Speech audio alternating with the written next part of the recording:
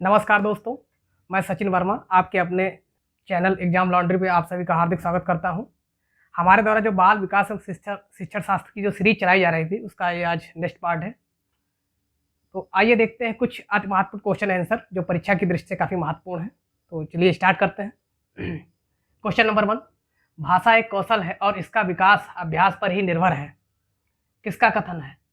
Skinner का, option number 2 crow एवं crow का, 3 पावलाव का, डी थांडाई का। तो जो भाषा और कौशल इसका विकास अभ्यास पर निर्भर या थांडाई का कथन है, तो इसका जो ऑप्शन होगा वो डी सही होगा।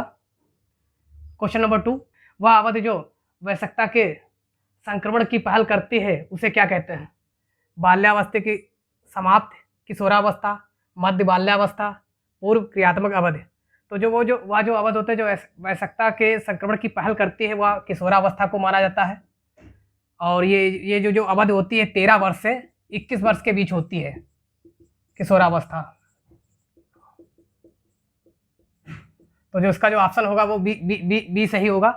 आइए देखते हैं क्वेश्चन नंबर 3, एक प्रारंभिक कक्ष में एक बालक बालिका अपने साथ जो अनुभव लाते लाती हैं उन्हें, ऑप्शन नंबर 1, उन्हें शामिल कर उनका संचय करना चाहिए, उन्हें अस्वीकार करना चाहिए, सी उसकी अपेक्षा करनी चाहिए, उस पर ध्यान नहीं देना चाहिए। तो इसका जो ऑप्शन होगा वो ए सही होगा। तो आइए देखते हैं क्वेश्चन नंबर 4, अलग अलग सोच वाले पैटर्न उन बच्चों की पहचान करते हैं जो, ऑप्शन नंबर 1 प्रत्यास्थी है, 2 विकलांग है, डी डिस्लेक्सिक है, डी सृजनात्मक है।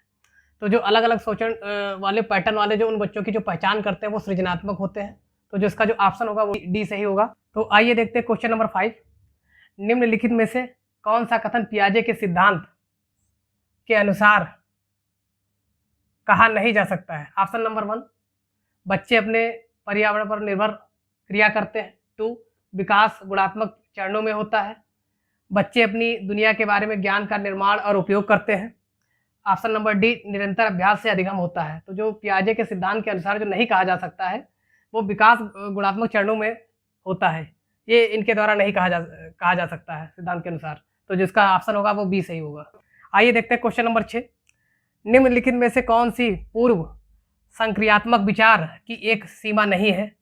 ऑप्शन नंबर 1 अनुत्क्रमणिता, 2 ध्यान केंद्रित करने की प्रवृत्ति, डी प्रतीकात्मक विचार का विकास, अहम मान्यता। जो ऑप्शन डी इसका होगा। तो जो पूर्व संक्रियात्मक जो क्रिया होती है वो 2 से 7 वर्ष होती है, 2 से 7 वर्ष के बीच होती है। पूर्व संक्रियात्मक जो होती है अवस्था वो 2 से 7 वर्ष के बीच होती है। तो जो इसके जो अंतर्गत जो एक सीमा नहीं वो ध्यान केंद्रित करने की प्रवृत्ति जो होती है जो इसके अंतर्गत नहीं आती है। तो जो इसका जो ऑप्शन होगा वो बी सही होगा। बाकी सभी इसके अंतर्गत आते हैं। अनुत्क्रमणिता, प्रतीकात्मक विचार का विकास, अहम मान्यता, ये सब इसी के अंतर्गत आते हैं। ऑप्शन नंबर 2 जो होगा इसका राइट आंसर होगा।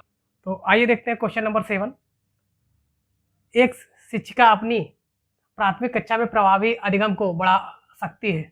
ऑप्शन नंबर 1 ड्रिल और अभ्यास के द्वारा, अपने विद्यार्थियों में प्रतियोगिता को प्रोत्साहन देकर, 3 विषय वस्तु को विद्यार्थियों के जीवन से संबंधित करके, और डी ए सभी।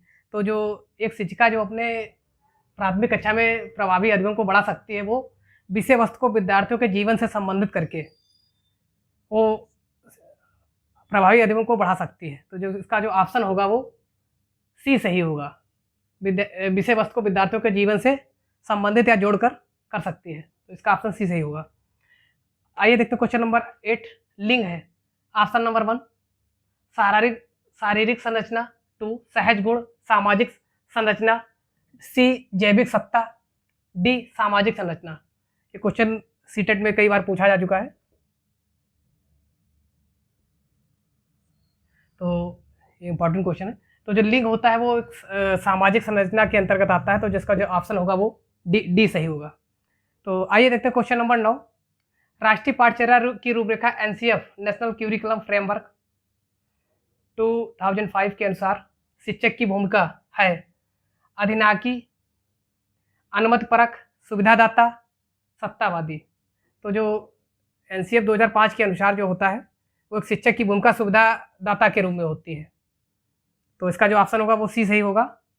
आइए देखते हैं इस क्वेश्चन का, इस सीरीज का लास्ट क्वेश्चन, क्वेश्चन नंबर 10। सीखना है, सीखने वाले संवेगों से प्रभावित नहीं होता है, ऑप्शन नंबर 1। 2, संवेगों से छीड़ संबंध रखता है। सी, सीखने वाले के संवेगों से स्वतंत्र है। डी, सीखने वाले संवेगों से प्रभावित होता है। तो जो सीखना जो होता है, इसके बारे में जानकारी दे दें आप लोगों को कि जब हम कोई कार्य कर रहे होते हैं, तो जो कोई नया कार्य करते हैं, तो जो हमारे द्वारा जो पिछला जो अनुभव जो होता है उसके आधार पर कुछ की थोड़ा सहायता जो मिलती है, तो वो जो सीखने वाले संवेगों से प्रभावित होती है। क्योंकि जब हम कोई कार्य कर रहे होते हैं तो हमारा जो नया कार्य करते हैं तो हमारा जो पिछला जो अनुभव है वो उसके काम में आ जाता है। तो जो उसका ऑप्शन सही होगा वो सीखने वाले संवेगों से प्रभावित होता है। तो ये थे कुछ हमारे 10 अति महत्वपूर्ण क्वेश्चन आंसर जो परीक्षा की दृष्टि से काफ़ी महत्वपूर्ण थे, और आशा करते हैं सीरीज हमारे द्वारा आप लोगों को अच्छी लगी। तो प्लीज़ इसे लाइक कर दें, शेयर कर दें, सब्सक्राइब कर दें। Thank you for watching.